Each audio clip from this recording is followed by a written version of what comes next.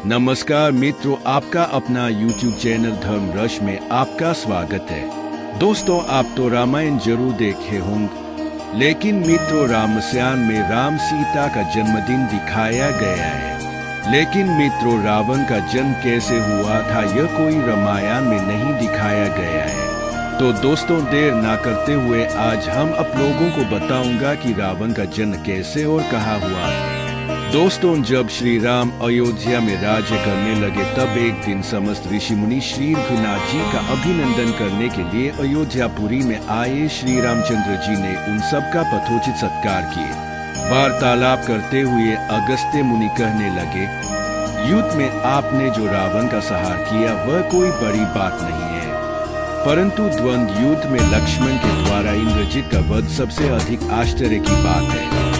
यह मायावी राक्षस युद्ध में सब प्राणियों के लिए अवर्जित। उनकी बात सुनकर रामचंद्र जी को बड़ा आश्चर्य हुआ। वे बोले, मुनिवर रावण और कुंभकर्ण भी तो महान पराक्रमी थे, फिर आप केवल इंद्रजित मेघनाथ की ही इतनी प्रशंसा क्यों करते हैं? महोदर, प्रहेस्त, विरूपाक्ष भी कम वीर न थे। इस पर अगस्त्य मुनि बोले, इस प्रश्न का उत्तर देने से पहले मैं तुम्हें रावण के जन्म, वर प्राप्ति आदि का विवरण सुनाता हूँ। ब्रह्मा जी के पुलस्त्य नामक पुत्र हुए थे जो उन्हीं के समान तेजस्वी और गुणवान थे। एक बार वे मयगिरी पर तपस्या करने गए। वह स्थान अत्यंत रमणीक था, इसलिए ऋषियों, नागों, राजर्षियों आदि की दोस्तों, अगर वीडियो अच्छी लगे तो लाइक और चैनल को सब्सक्राइब जरूर कर लेना।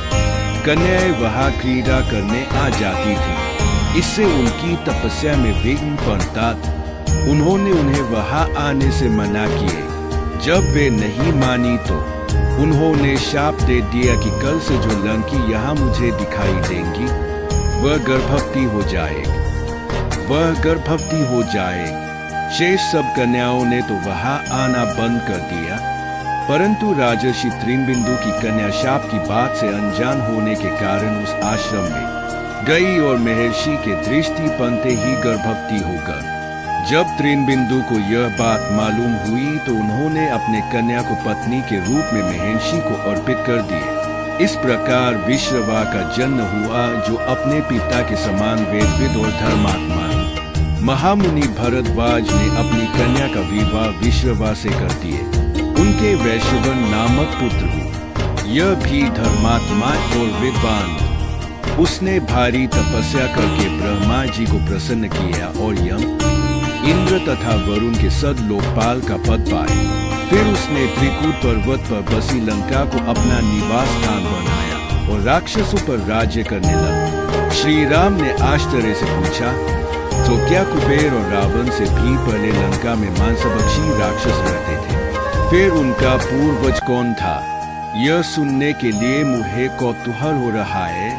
तब अगस्त्य जी बोले, पूर्व काल में ब्रह्मा जी ने अनेक जन जंतु बनाए और उनसे समुद्र के जल की रक्षा करने के लिए कहा। तब उन जंतुओं में से कुछ बोले कि हम इसका रक्षा करेंगे और कुछ ने कहा कि हम इसका यक्षण पूजा करेंगे। इस पर ब्रह्मा जी ने कहा कि जो रक्षण करेगा वह राक्षस कहलाएगा और जो पक्षण करेगा वह यक्ष कहलाएगा। इस प्रकार वे दो जातियों में बैठ गए। राक्षसों में हेती और प्रहेती दो भाई। प्रहेती तपस्या करने चला गया, परंतु हेती ने भय से विवाह किया, जिससे उसके विद्युतकेश नामक पुत्र उत्पन्न हुए। विद्युतकेश के सुकेश नामक पराक्रमी पुत्र हुए। सुकेश के माल्यवान, सुमाली और माली नामक 3 पुत्र हुए। तीनों ने ब्रह्मा जी की तपस्या करके यह वरदान प्राप्त कर लिए कि हम लोगों का प्रेम अटूट हो और हमें कोई पराजित न कर सके। वर पाकर वे निर्भय हो गए और असुरों को सताने लगे। उन्होंने विश्वकर्मा से एक अत्यंत सुंदर नगर बनाने के लिए कहा। इस पर विश्वकर्मा ने उन्हें लंकापुरी का पता बताकर भेज दिए। वहां वे बड़े आनंद के साथ रहने लगे। माल्यवान के वज्रमुष्टि, विरूपाक्ष, दुर्मुख, सुक्तघ्न, यज्ञकोप, मत्त और उन्मत्त नामक 7 पुत्र हुए। सोमाली के प्रहेस्त्र, अकंपन, विकट, कालिकामुख, धूम्राक्ष, दंत, सुपार्श्व, संहादी, प्रधस एवं भारकर नाम के 10 पुत्र हुए। माली के अनल, अनिल, हर और संपाति नामक 4 पुत्र हुए। ये सब बालवान और दुष्ट प्रकृति होने के कारण ऋषि मुनियों को कह दिया करते थे। उनके कहों से दुर्ैच्छी होकर ऋषि मुनिगण जब भगवान विष्णु की शरण में गए तो उन्होंने आश्वासन दिया कि हे ऋषियों, में इन दुष्टों का अवश्य ही नाश करूं। जब राक्षसों को विष्णु के इस आश्वासन की सूचना मिली तो वे सब मंत्रणा करके संगठित हो माली के सेनापतित्व में इंद्रलोक पर आक्रमण करने के लिए चल पड़े। समाचार पाकर भगवान विष्णु ने अपने अस्त्र शस्त्र संभाले और राक्षसों का संहार करने लगे। सेनापति माली सहित बहुत से राक्षस मारे गए और शेष लंका की ओर भाग गए। जब भागते हुए राक्षसों का भी नारायण संहार करने लगे तो